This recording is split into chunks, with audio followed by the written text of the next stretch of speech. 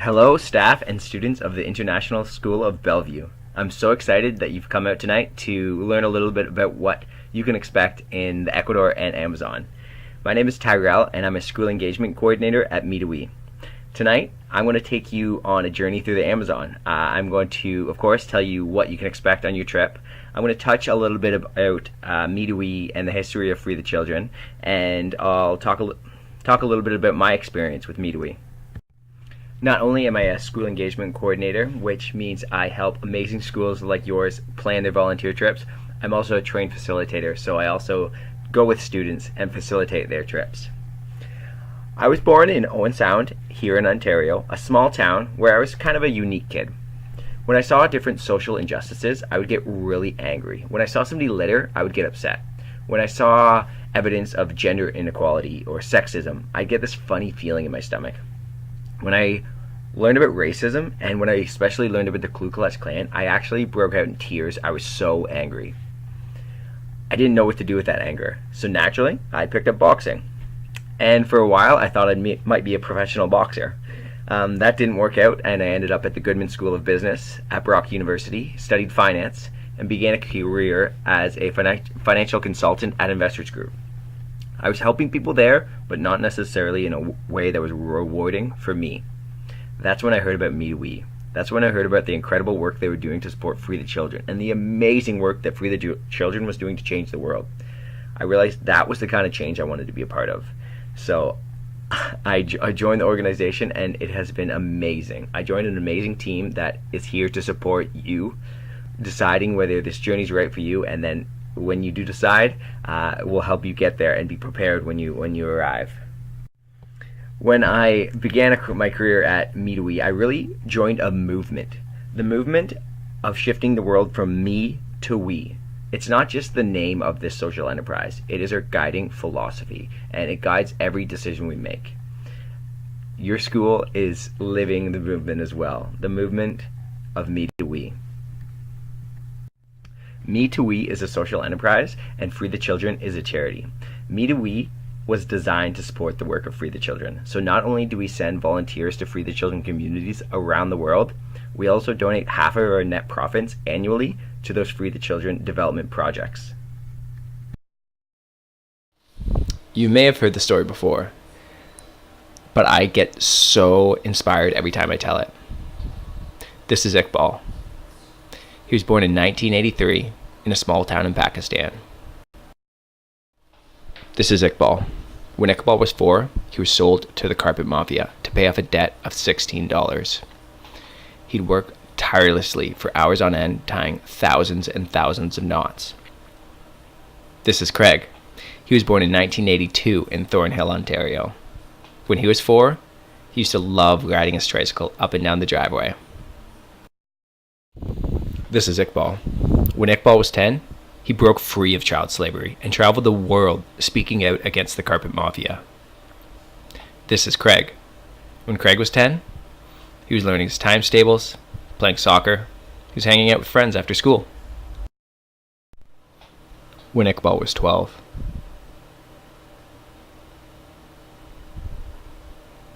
and when Craig was 12, he read this article. The article that changed his life. The article that inspired him to go to school, challenge his classmates, gather a group of 12-year-olds that eventually started Free the Children. The article that started him on a path, that started him on a journey. A journey that eventually took him to Bangladesh, took him to India, it took him to Pakistan to see Iqbal's grave. A journey that inspired him to take that group of 12-year-olds, take Free the Children, and grow it into an international charity. Craig's journey was the inspiration for Midawee trips. So on a Midawee trip, you're going to get to go volunteer in a developing community, change that community's future. You're going to get to immerse yourself in this beautiful new culture and develop yourself as a leader. In 2014 alone, 104 projects were completed, and volunteers were crucial in the completion of those projects. So schools were built, teachers' accommodations were built, hospitals were built. So many amazing projects that would not have been completed without volunteers like you. Not only did the communities benefit from students traveling, but they also did as well. We find that students that go on a Midawee trip come back more confident to stand up against issues that they're passionate about. So they don't have to pick up boxing gloves. They can find solutions to those problems. They also value their education way more. Not only do they value it more, but they can use this experience on university applications. And even going beyond university, employers love to see a Me to We experience on a resume because it means you have so many of those 21st century skills that are hard to develop in the classroom, like problem solving, teamwork, leadership, some critical skills that you'll develop on a Me to We trip. That leads me to a question. That's what's your legacy? Not something I expect you to answer right now, but it's a question I ask every young person going on a Me to We trip. What change do you want to be a part of? What impact do you want to have on this world? Take this question with you on your journey, and the answer might reveal itself in a very unique way. Now, let's take a look at your trip to Ecuador. Free the Children has been working in Ecuador since 1999. We started working in the Chimborazo province up in the Andes Mountains with the Quechua people. We worked with them for several reasons, mainly because they don't have access to the things that we take for such granted here in Canada. There was a system called the hacienda system that was prevalent throughout Ecuador. The Spanish, when they colonized the country, they pushed the indigenous people up into the mountains and out into the Amazon rainforest, where, again, they didn't have access to things like school, good schoolrooms, to clean water. And that's why we were working with these people, to help them get access to those things, to help them get a better education, to help them break that cycle of poverty, to help them better their lives.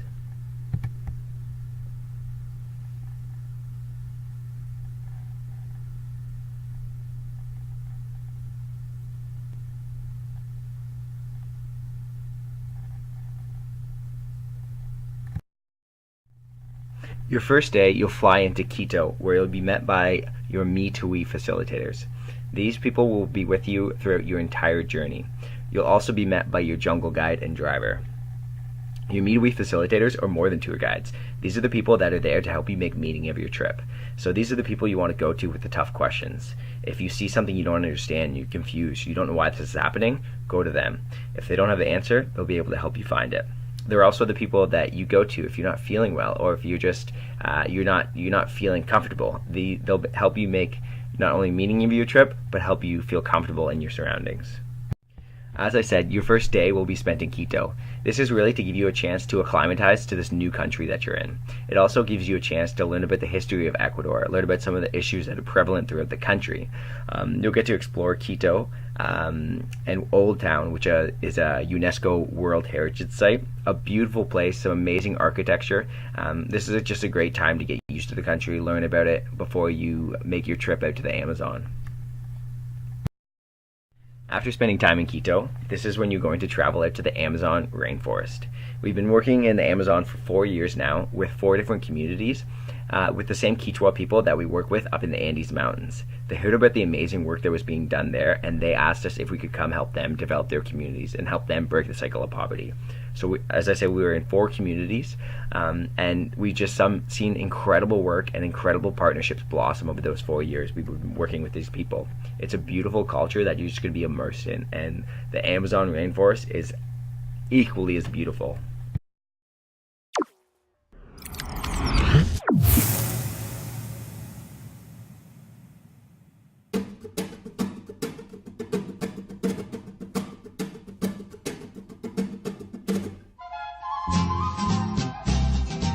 They say that life is either a daring adventure or nothing at all.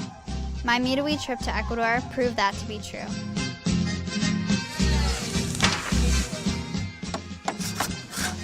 Oh, this is hard work.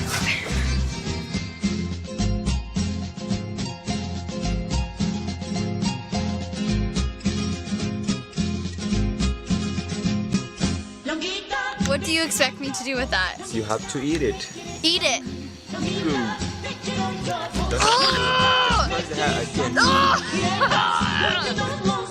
I saw and experienced things that I would have never found at home, and therefore learned life lessons that I'll keep with me forever. Muy bien.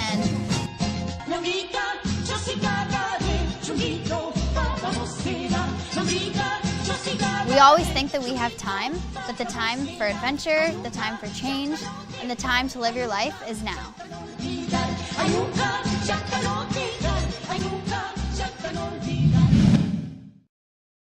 Now that you've had a little sneak peek of what Ecuador looks like, pack your bags, let's go see where you're going to stay while you're in the Amazon.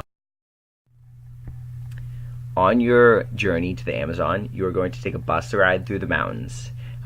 It's a beautiful drive, definitely a place to bring your camera, and eventually you'll come to the end of the road and you'll see a long motorized canoe. That is how you'll be getting to your accommodations.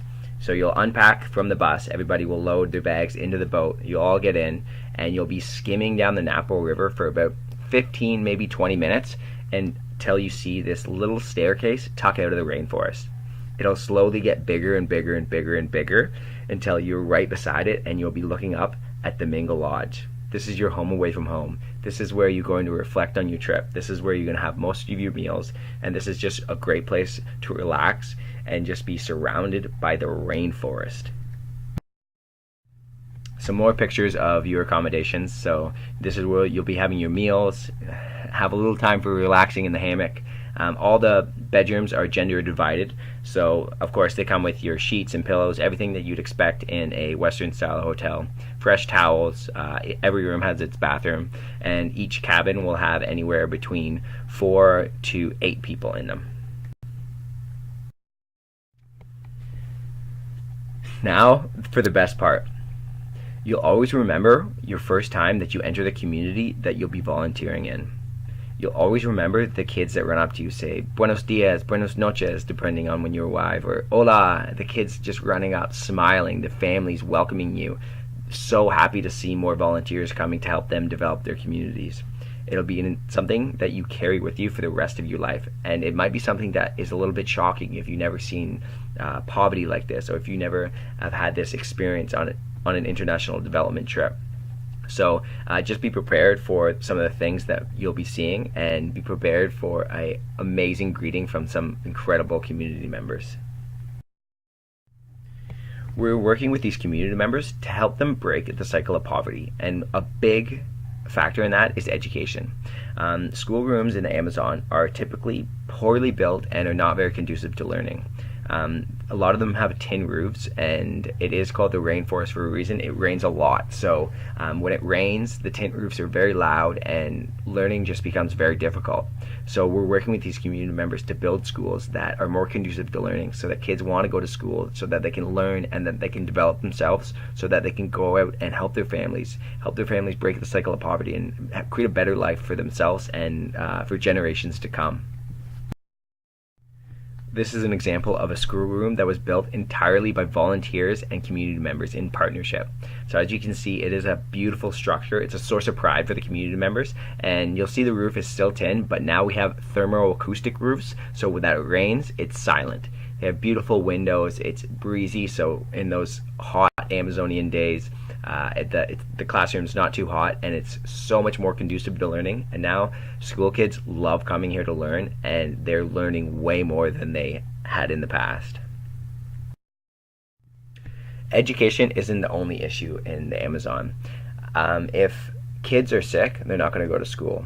If they don't have clean water to drink, they're not going to go to school. If they don't have food, if they do go to school, it'll be hard for them to pay attention because they're just thinking about where their next meal is going to come from. If their family needs them to stay home and work on the farm or help with housework, they're not going to go to school.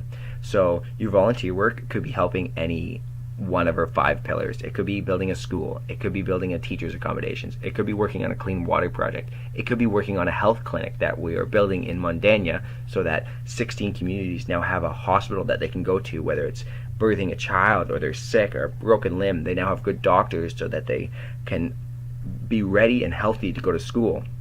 So your project, it could be digging ditches, it could be mixing cement, it could be sanding, it could be anything that is the community needs you to do at the time. That's basically what you'll be working on. So it'll be labor heavy, labor intensive, but you'll just feel so rewarded and so great after all the amazing work you've done and seeing these projects get completed. When I was in the Amazon over the summer, we were working on a clean water project. So we were installing a clean water system in a community that currently drinks mostly polluted water. So a lot of the community members are sick with parasites and diarrhea, which keeps them out of school. We're now installing this clean water project that these houses in this community have never had running water before. Now they're going to have clean water directly to their house so that they have good, clean drinking water, so that they're not dehydrated, so they're not getting sick. And it's just an inspiring and amazing thing to see these projects get completed. So you'll be a part of something amazing, and you'll literally be changing people's lives. One of the highlights when I ask people when they come back from their Midway trip, when I came back from my own trip, it's always making new friends. It's making that connection with the local boy or the local girl, playing soccer with these kids, making a connection on the soccer pitch, making a connection on the build site. Maybe it's a classmate that you were not friends with before the trip, and you've become such amazing friends and created an amazing bond. Making new friends is one of the highlights on these amazing journeys. For me, it was Kevin. Kevin was our jungle guide. He had grown up in the Yasuni National Forest and had a very difficult life. At a very young age, he was displaced from his home because his family needed to sell their land to the oil companies for a very small sum of money because they were in dire needs of food. So they lost their home, and he actually was able to pick himself up out of poverty, get a good education, study English, become a jungle guide, which is very difficult to do. And he had such an amazing story, an amazing time with us, amazing time just sharing his experience growing up in the rainforest. So you'll have your own jungle guide on this trip, and this could be your highlight from the trip, but I know I'll never forget Kevin, and you'll likely never forget your jungle guide. You're going to be immersed in this beautiful Quechua culture. We've been working with the Quechua people for many years, and we've learned how amazing and how strong a community these people have. They have a word called minga in Ecuador and in the Quechua language. Minga roughly translates to Midway. Ecuador holds a big spot in Free the Children in Midway's heart, and that's because it was really the birthplace of Midway. Minga means when the community members put down what they're doing for personal gain and come together as a community to lift the community up. So community members will come and work on a clean water project. They're not getting paid for it. They're just doing it because they know the community will be better for it. They could come together and work on this school building project because no, they're not getting paid, but they know if they have a school in that community, kids are going to get an education and the kids are going to have a better life. That means the community is going to be stronger in the future. You'll get to participate in the Minga, whatever project you're working on. Be sure that there'll be community members, there'll be kids, there'll be lots of people out there helping you. It's just amazing, this word Minga. It doesn't really translate to English, but it gives you an idea of what the Quechua culture is like. Your jungle guide is going to take you on a night and day hike in the Amazon rainforest. So he's going to show you bugs. He's going to show you plants and trees and birds. Your jungle guide is incredible. He knows the name of every single thing in the rainforest. So if you point to something, he'll be able to name it. I dare you to try and stump him. Try, but I'm sure that you won't. You'll get to also explore some of the traditions of the Amazon. You'll get to meet a local women's group that makes artisan products. So they make bags literally out of leaves. And they're amazing bags that look like they've been crafted with sewing machines and all kinds of intricate details. But really, it's these women turning a leaf into a bag or these beads into an amazing necklace. There's some amazing things that they're doing and some amazing stories that will come from this women's group that you meet, and you'll actually get to try your own hand at some of the traditions of the Amazon.